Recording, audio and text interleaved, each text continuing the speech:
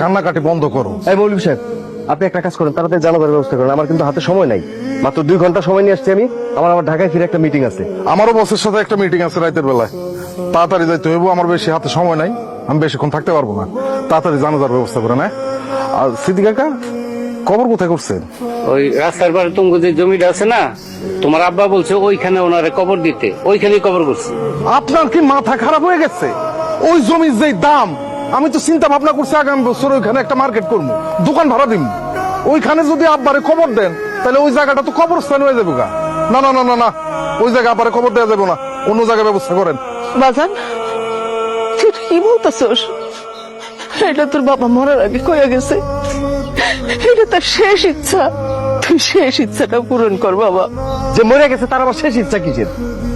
ওই জায়গাটার দাম অনেক, ওইখানে কবর দিয়ে জায়গাটা নষ্ট করা যাবে না। সিদ্দিক কাকা, আমাদের যে ওই পুরানো কবরস্থান আছে ওইখানে কবর দেওয়ার ব্যবস্থা করেন।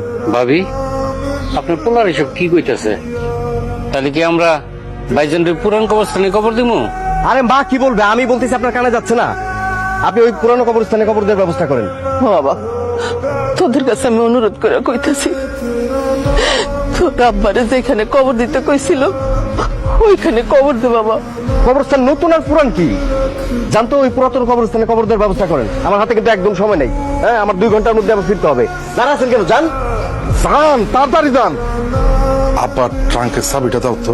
আব্বার ট্যাঙ্কের চাবি তোমার হাতে কেন? তুমি কি ট্যাঙ্ক খুঁজছো নাকি? না, এখনো খুলি নাই। একদম বিশ্বাস করবে না, তোমার ভাই মিথ্যা কথা কইতেছে। তোমার ভাই তোমার আগে এই ঘরে আইছে, আবার দেখো না হাতে চাবি। তোমার আগে আইসা আবার টাঙ্ক খুইলা টাঙ্কে যা যা ছিল সব নিয়ে নিতেছে। খবরদার, তুমি কিন্তু তোমার ভাইরে একদম ছাড়বে না। ধরো তোমার ভাইরে, যা যা আছে সবকিছু নিয়ে নিতে হইব। এই বেয়াদব, শাশুড়ির সাথে কিভাবে কথা বলতে হয় তুই জানোস না? আমার জামাইকে ধরবি মানে? তোর সাহস কত বড়? এই খবরদার, তুই তুকারি করবেন না। তুই তুকারি করলে কিন্তু একটা খবর করে ছেড়ে দিমু। খবর করবা মানে? এই তুমি কি খবর করবা? কি খবর করবো সেটা সময় হলে বুঝতে পারবেন। এখন তো নাটক না কইরা ট্রাঙ্কের থেকে যা যা নিছেন না সব বাইর করেন। আমার জামাই ভাগ আমার জামাইরে বুঝায় দেন। ওরে আল্লাহ রে, কি ঝগড়াটা মহিলা! আমি এখনো ট্রাঙ্ক খুলি নাই, বিশ্বাস করো। আপনারা তো বিশ্বাস করা যাবে না, কারণ আপনি বিশ্বাস করার মতো মানুষ না। আম্মা, আম্মা ভাইজান কি ট্রাঙ্ক খুলছে? না, খোলে নাই, কিন্তু আমি একটা জিনিস বুঝতে পারতেছি না।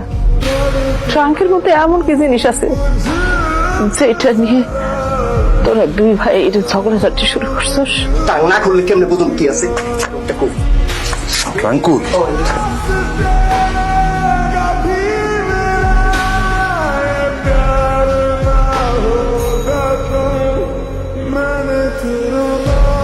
ভাইজান, ভাইজান খবরদার, আমার জমানো টাকা কিন্তু তুমি একলা নিতে পারবে না। এখানে অর্ধেক ভাগ আমার, আমারটা আমার বুঝাই দাও। আরে দিতাছি, এত উতলা হয়ে গেছ কেন? টাকা আমি একলা খামু না।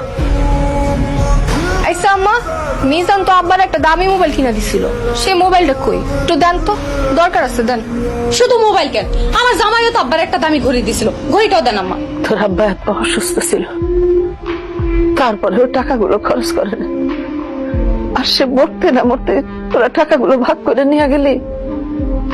বড় পোলা একটা ঘড়ি দিছস, ছোট পোলা একটা মোবাইল দিছস, সেটা মরতে না মরতে সেইটাও নিয়ে গেছস। বাপের জন্য তো 1 ফোঁটা চোখের পানিও তোদের ফেলাইতে দেখলাম না। আসলে কি তোরা আমাদের সন্তান? আসলে কি বাকিটা তোদের বাপ ছিল? এটাও সন্দেহ লাগতেছে এখন।